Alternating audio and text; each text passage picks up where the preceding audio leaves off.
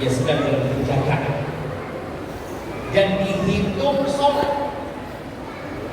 Jadi ketika antum tunggu dari maghrib ke isya, itu antum terhitung sholat. Sekarang sudah tidak sholat lagi karena sudah selesai sholat. Baik, tapi karena kita taat sama pemimpin, kepimpinnya mau komat ya komat. Itu yang namanya taat. Coba tadi sebagian mau lanjut kajian, sebagian mau sholat. Apa yang akan terjadi di sini tidak? Ya kacau. Ingat tadi yang pertama adalah hak pemimpin kita taat dan patuh kepada mereka dalam kebaikan selama mereka tidak memerintahkan kepada kemaksiatan. Yang kedua adalah memberikan nasihat dengan membantu mereka, menolong mereka menegakkan kebenaran, mengingatkan mereka, menegur mereka, memberikan masukan dengan cara yang baik dan lembut. Baik, yang ketiga adalah mendoakan mereka. Maka tadi ada tanya, adakah hari Jumat di akhir Jumat di waktu doa mustajab antum yang menyebut nama Bapak Prabowo? Baik, yang menyebut Bapak Bupati kita, antum sebut nama bupatinya.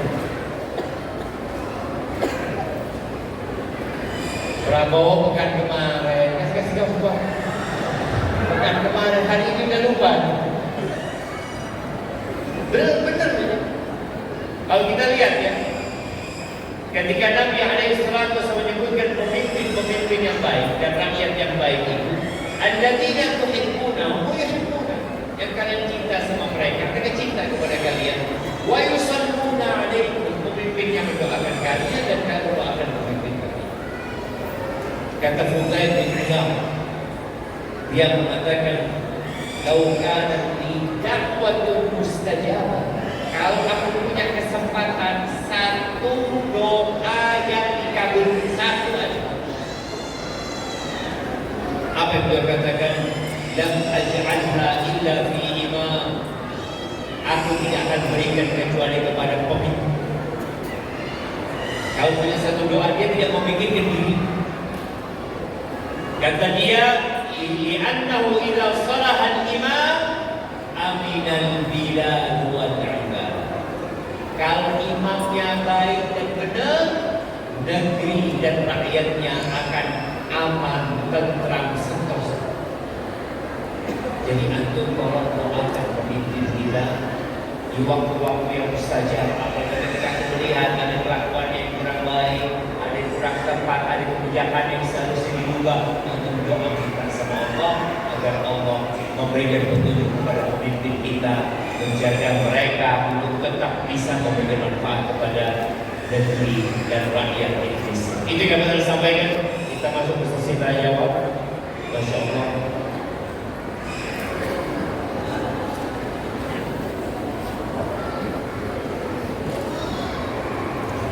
Bismillah Ustaz, halalkah buah mangga atau yang lain cabangnya dan buahnya keluar dan tengah jalan diambil tanpa izin pemilik?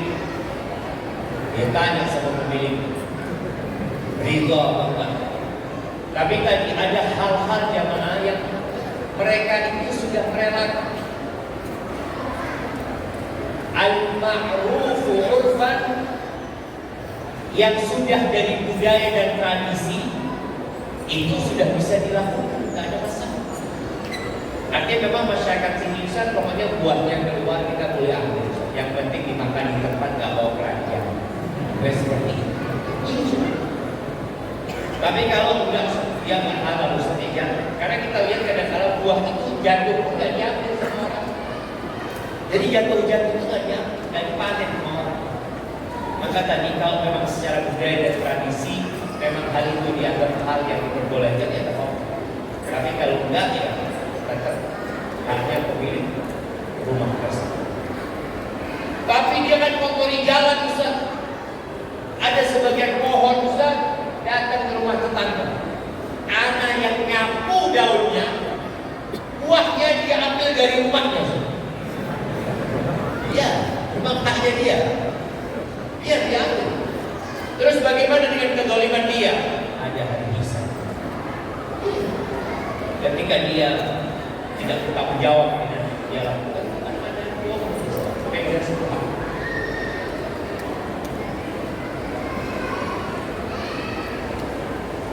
Nah, bagaimana dengan negara Indonesia yang tidak menggunakan sistem syariah, mayoritas Islam dan memilih menggunakan sistem demokrasi? Apakah kita semua kafir? Kita semua muslim, insyaallah. Ahibati billah, inilah pentingnya kita belajar agama. Ada tugas-tugas pemimpin yang tidak mereka kerjakan. Ya udah, mereka akan dihisab nantinya pada hari kiamat.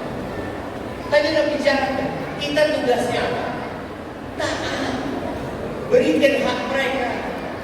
Kalau kiranya mereka membuat kebijakan yang bertentangan dengan Allah dan Rasulnya, ya mereka akan dihisab.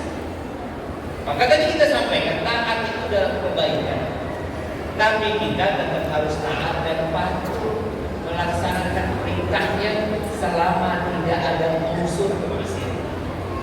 Kalau pemimpin mengatakan minum khamr, tentu sebagai anak buah, tidak boleh. Kalau antum taat, antum jadi seperti itu. Ada buat mereka tadi yang tidak menjalankan, boleh jadi mereka adalah orang-orang fasik, orang-orang boleh jadi mereka juga telah kafir. Nanti akan ada hisabnya pada hari kiamat. Tapi yang jelas, kita punya kewajiban yang harus kita jalankan. Selama pemimpin kita menampakkan keislaman mereka, ya sudah, kita taat dan patuh, dan mereka akan dihisab langsung oleh Allah Taala pada hari kiamat. Barakallahu.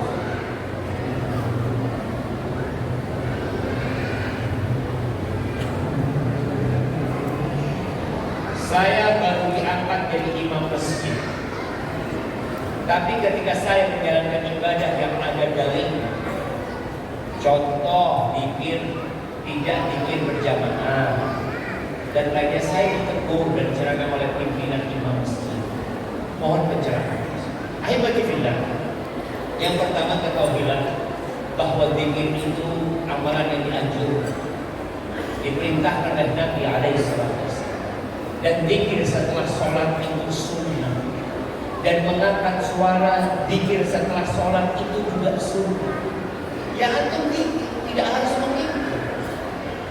Semua zikir masing-masing dengan suara yang didengar oleh dia. Sehingga di masa Nabi alaihissalam, orang kalau selesai sholat itu dari mana? Dari suara zikir yang keras. Tapi jangan keras-kerasan sama tetangganya, nanti mengganggu. Tapi zikir subhanallah, walhamdulillah, wa la ilaha illallah, wallahu akbar. Jadi memang tidak harus memimpin, tapi zikirnya dianjurkan dengan suara yang didengar. Seperti ini, kadang-kadang kita ngomong ada dalilnya, dalilnya dengan suara yang didengar. Atau diam aja, nggak didengar. Akhirnya dipikir sama orang atau nggak berzikir. Padahal seharusnya kalian pelajari sunnah itu dengan dalam. Dan ketika memang ada teguran, ya sampaikan. Oh, saya akan melakukan ini karena ini dan itu. Kalau ada masukan, ya fokus. Seorang muslim itu menerima nasihat dari orang lain. Kalau ada perkara-perkara yang bisa didiskusikan, maka didiskusikan.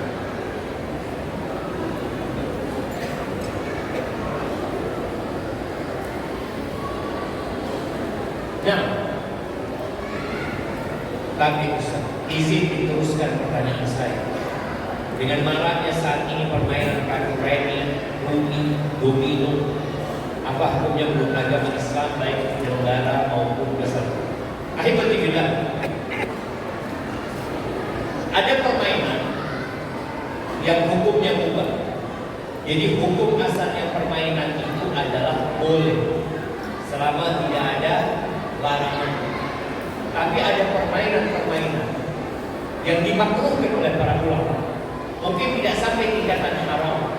Seperti kita bicara main-main, itu permainan wallahu a'lam. Kalau memang ada yang mengharamkan, sepanjang yang Anda tahu permainan itu selama ya tidak melalaikan dari zikrullah tabaraka wa taala, mungkin tingkatannya makruh. Tingkatannya sesuatu yang dibenci. Tapi kalau sampai melalaikan apalagi sampai ada unsur judinya di situ, maka permainan itu permainan yang diharamkan. Jadi tidaklah kita kalau bisa meninggal, karena biasanya orang kalau sudah main itu dia akan lupa dengan dengan adzan, dengan sholat, dengan sibuk dengan permainan. Wallahu a'lam, jangan ada ketahui. Kalau mungkin ada nanti yang mengatakan haram, ya mungkin ada dalilnya. Tapi sepanjang yang Anda tahu permainan yang dimakruhkan dan bisa menjadi haram ketika ada unsur lain. Barakallahu fiikum.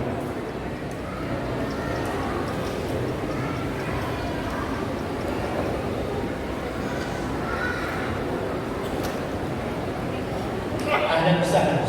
Bagaimana sikap seorang pemimpin di suatu wilayah perhimpunan muslim? Wilayah pemimpinan muslim, kemudian ada warga muslim meninggal atau hajatan, apakah pemimpin tersebut menghadiri atau tidak menghadiri negara tersebut? Bagaimana sikap kita? Antum ini pemimpin atau rakyat? Iya. Yang bertanya ini rakyat atau pemimpin? Bagaimana sikap kita ini? Sikap kita sebagai rakyat atau sikap kita sebagai pemimpin?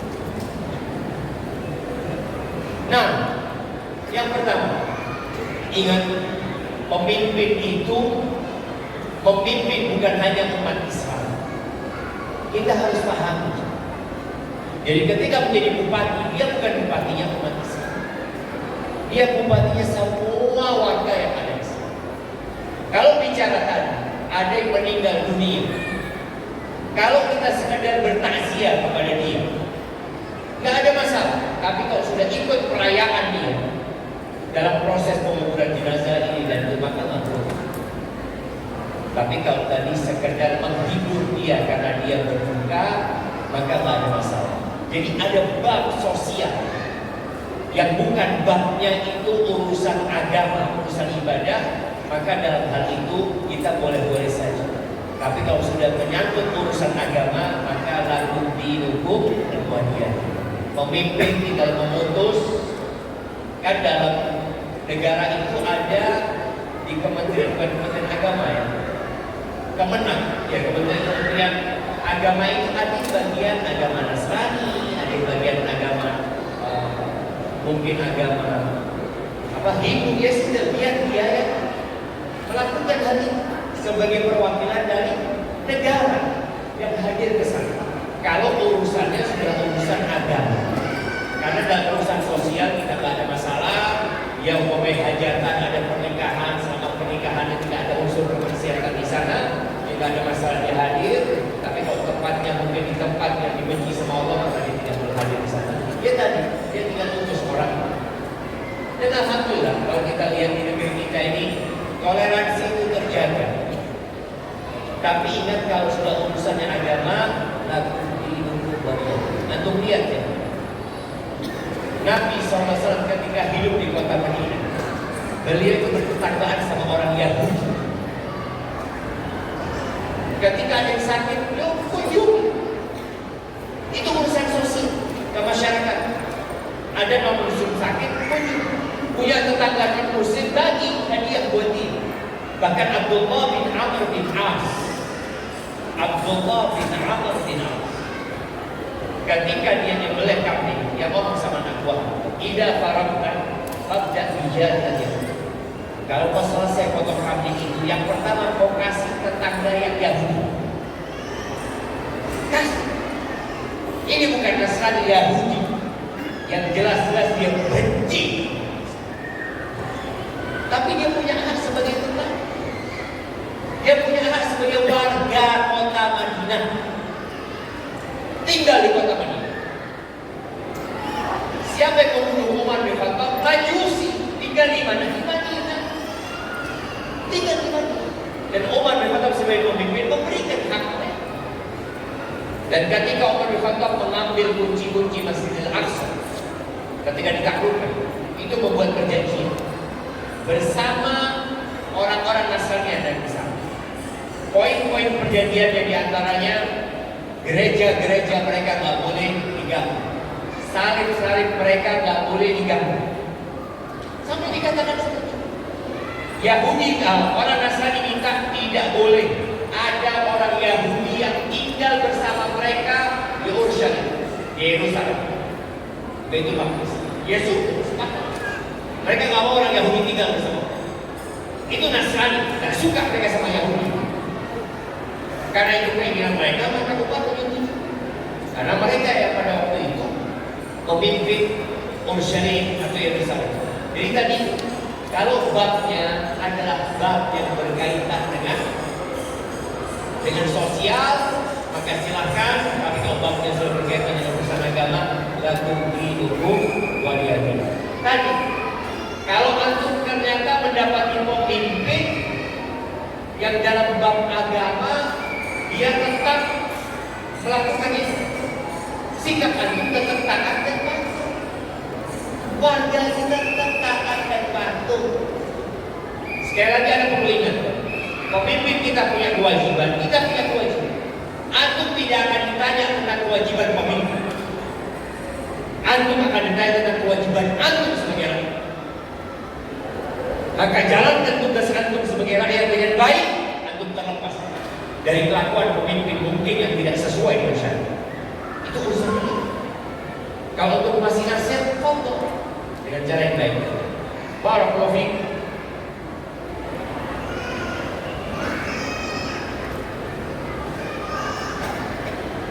Ustaz, tidak berat. Bagaimana cara menghadapi pasangan kita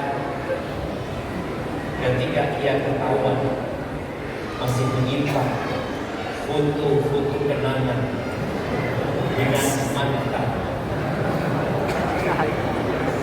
serta masih kepo dengan sosial media, dan ada niat rencana ingin ketemu untuk sekedar meminta maaf karena belum bisa menerima lamaran ketika dulu, serta apa sikap saya sebagai pasangannya atas perbuatannya, akan tetapi saya masih sayang dengannya dan melihat anak juga.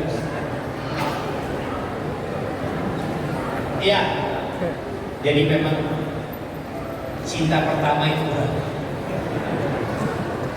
Sampai orang Arab itu mengatakan nabtil fu'adaka haitsu syi'ta minal hawa mal hubbu illa lil habibil awwali kam manzilin fil ardi ya'lafuhu al fata wa haninuhu abadan li awwali manzil. Berat teman. Kata orang Arab mengatakan, engkau silahkan pindahkan hatimu kemana saja, tapi tetap cinta buat yang pertama. Berapa banyak pemuda yang berangkat kemana-mana tapi tetap rindu dengan tempat yang pertama menaruh cinta. Terus bagaimana? Isyik ini penyakit dan bahaya, bisa mengantarkan kepada kegilaan dan bisa membuat rumah tangga berantakan. Dan itu uji buat dia yang punya cinta sama orang lain, tapi ternyata orang lain itu pergi bersama orang lain. Akhirnya jangan sampai seperti Majnun Laila. Antum dengar cerita Majnun Laila atau Laila Majnun. Majnun namanya Qais dikatakan. Dia itu cintanya tidak disampaikan, padahal dia sudah jatuh cinta sama Laila, tapi tidak diterima sama keluarga. Ketika Laila itu pindah dari perkampungannya, datang Qais. Dia datang kepada pemukiman yang sudah hancur, yang sudah ditinggal. Lalu dia mulai menciumi tembok-tembok. Apa kata orang? Gila. Apakah Qais mau dibilang gila? Enggak mau dia. Apa kata dia? Uqabbilu dzal jidar wa dzal jidar wa ma hubbul jidari syaghafna qalbi walakin hubbu man sakana diyar. Aku cium tembok yang ini dan tembok yang itu bukan karena aku cinta sama tembok, tapi aku cinta dengan yang pernah ada di antara tembok-tembok itu. Dia pantas gila dia. Tapi dia tak mau dikatakan gila. Iya, bagaimana sikap ini nggak tahu yang ada ini suami. Kira-kira siapa suami? Hah? Karena beda jawabannya. Tunggu, belum bisa menerima lamaran ketika dulu. Dari perempuan, istri. Iya. Jadi istrinya ini masih menyimpan foto kenangan. Terus gimana solusi? Seharusnya minta maaf sama suaminya, bukan minta maaf sama dia. Dan di antara yang menyebabkan orang itu akan gila ketika dia masih menyimpan kenangan, dia masih berbuat dosa dengan dia memandangi foto laki-laki itu. Kemudian ketika suaminya tidur dia lihat, kok kayak gini suamiku. Bukan selapan yang dia lihat itu. Bahaya. Maka nasihat anak, kalau ini seorang perempuan, sang suami katakan dia, kita harus ambil buang semua kenangan dan doakan istrinya untuk bisa lepas dari kenangan masa lalu. Memang salah satu caranya dengan menghilangkan semua yang ada hubungannya. Insya Allah dengan cara itu dia akan selamat. Apalagi tadi suaminya masih cinta, dia sabar. Suami harus sabar juga menghadapi istrinya. Mau dia lihat ada kekurangan istrinya, kan ada kelebihan istrinya yang lainnya. Dan semoga istrinya bisa terlepas dari yang namanya tadi isyik dari barakallahu fiik. Sepertinya itu menjadi pertanyaan terakhir pada kesempatan kali ini jamaah. Baik, Anda mau kasih hadiah buat jamaah yang paling jauh.